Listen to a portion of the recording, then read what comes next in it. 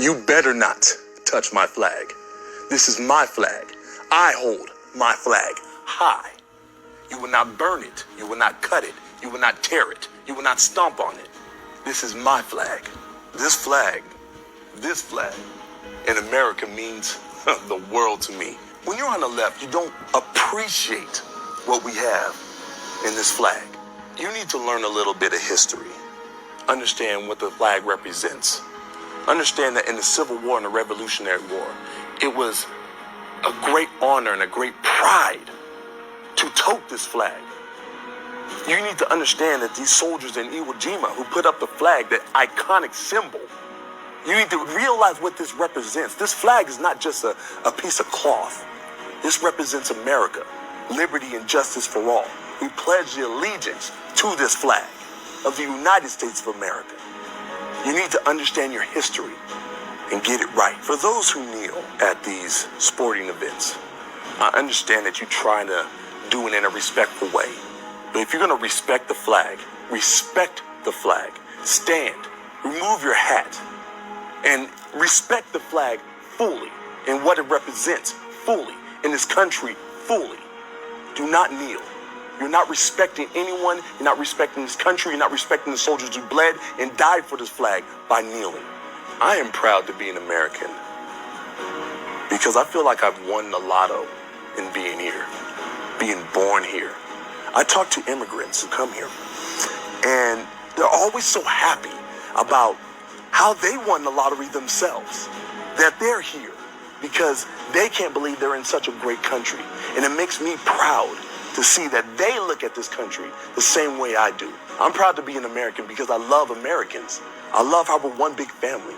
You don't get this in any other country. There's a sense of patriotism here that is unique to this country. We have a constitution. We have liberty and justice for all. This flag once was a symbol of freedom and liberty that seems to be lost in this country. So for me, I will hold this flag high. You need to learn to respect the flag and what this flag represents. You need to respect this country and what this country represents. If I see you trying to burn this flag, trying to burn any flag, I will take that flag from you. You will not stomp that flag. You will not tear that flag. You will not rip that flag. You will not burn that flag. That is my flag, and you will respect my flag and my country.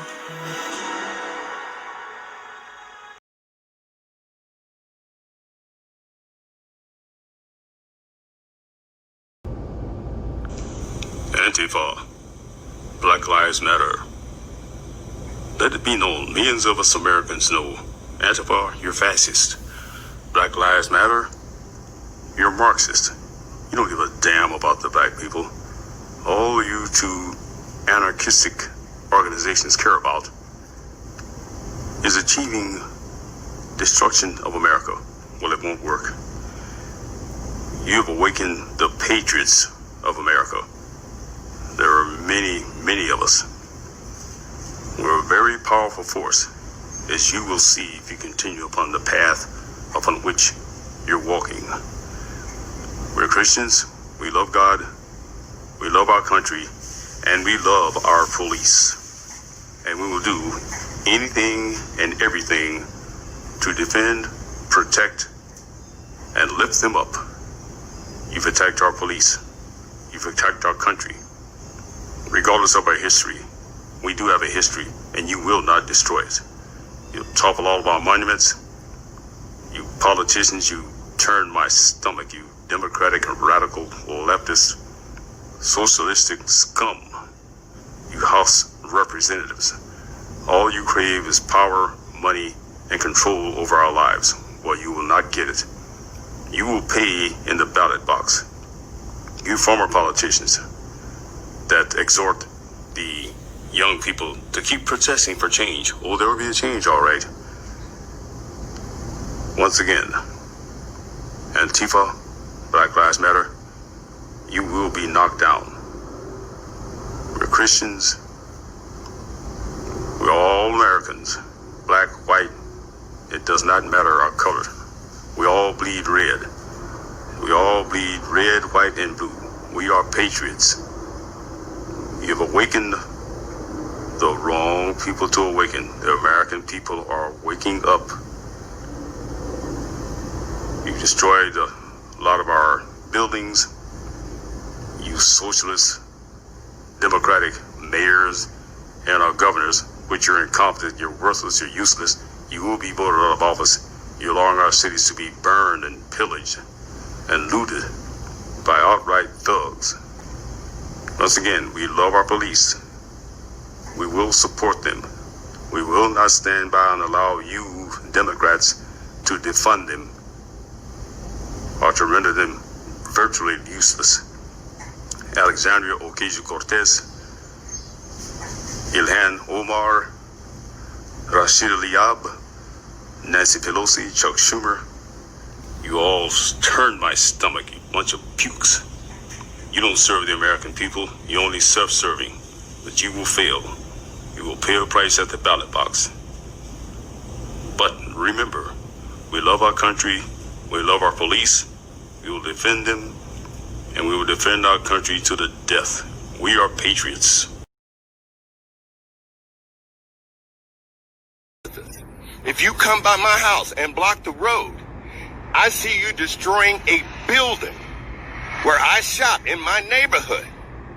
If I see you attacking innocent people and your face is covered in my neighborhood, I'm going to get in that ass. See, here's the problem.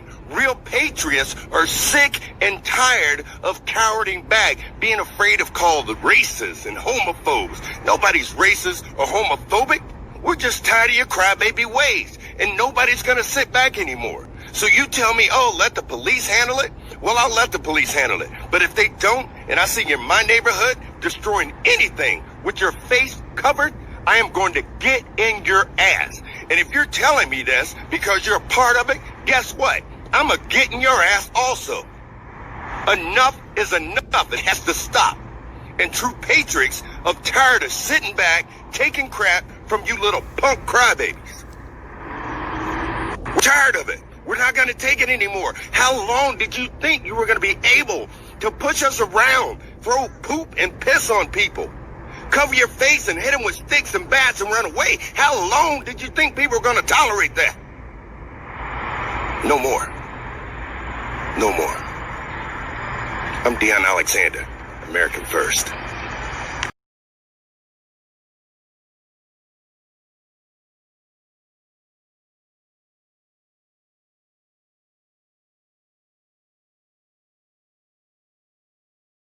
Basically borderline anarchists, the way I look at it. They really have no agenda other than the idea we're going to topple a statue because what? It's not going to close the wealth gap. It's not going to give a kid whose parents can't afford a college money to go to college. It's not going to close the labor gap between what white workers are paid and what black workers are paid. And it's not going to take people off welfare or food stamps. It's, people having fun that they can go out and pull down a statue and have the mistaken assumption that black people are sitting around cheering for them. Say, oh my God, look at these white people. They're doing something so important to us. They're taking down a statue of a Civil War general who fought for the South. Black people, in my opinion, black people laugh at white people who do this. The same way we laugh at white people who say we got to take off the TV shows. We got to, the Dukes of Hazzard. I'll bet you if you go back and look at the Nielsen ratings when the Dukes of Hazzard were on television, I'll bet you it had a huge black viewing population. That's the one thing you do, research it. Find out, because blacks watch more television than whites did. It's always been historically. So if a show has enough ratings to stay on television, as long as the Dukes of Hazzard did, I guarantee you it had more black people watching as a percentage. Beverly Hillbillies. Black people watch the Beverly Hillbillies. My folks grew up, everybody, 8 o'clock, whenever it came on, black folks would tune into the Beverly Hillbillies. So white Americans seem to think that if they just do sort of emotionally or drastic things that black people are going to say, oh my God, white people love us because they took down a statue of Stonewall Jackson. Frankly, black people don't give a damn. And so to me, it falls into that an attempt by white Americans to assuage guilt by doing things that make them feel good. But you ask those same white people, hey guys, just write a $350,000 check to black people over the next 30 years. Leave the statues alone. Just give us $350,000. You find that it goes into, well, are you sure that they're going to use the money wisely? Are you sure that's going to stop racism? Well, racism starts with the people who have the power to impact racism. And so if you say it does, it'll stop.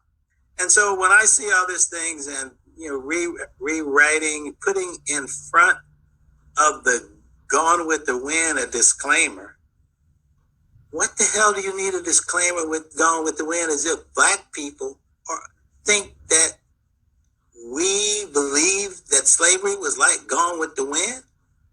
Who are you trying to convince? White people, you started slavery. If you want to learn about slavery and you want to feel bad about it, just go watch Django. Put all your kids down in front of a TV and say, okay, we're going to watch Django. We're going to binge watch Django for the next 5 years. That to me is the silliest expression of white privilege that exists in this country. The notion that a celebrity could get on a Twitter feed and say, oh my God, I am so sorry that I am white. I don't find any black people getting on this Twitter and say, oh, I'm so sorry I'm black. And we got the worst problem hand dealt to us of any people in this country. But we aren't running away from being black. We're embracing being black. My thing is embrace you being white and do the right thing, and then you don't have to worry about being sad because you're white. And so to me, when I see all of this, changing names, toppling statues, firing professors because they said all lives matter, it just shows me that white America is continually incapable of recognizing that black people have their own ideas and thought about what's in their best interest. They will not. I mean, if you want to decide on statues and you want to treat black people right, why don't you do this? Why don't you get, a group of black people together and say, before we go knock down the statue of, Ulysses Grant, or we're going to knock down the statue of this, what do you guys think? Give us the belief that you respect our opinion. You go out and do something and destroy something, fire somebody because you think it hurts us. Why don't you ask us first if it hurts us before you go and say, oh, I got to do something for the Negroes to make them feel better? Well, ask us if we want you to do that to make us feel better. Or if you ask us what will make you feel better, and we say, fine, everybody write us a check starting tomorrow, $11,000 every year for the next 30 years. That makes us feel better. You okay with that? That's what's missing in this whole thing. To me, what white people are doing with the idea that they're making us feel good is tantamount to rearranging the deck chairs on a racial Titanic. It absolutely means nothing.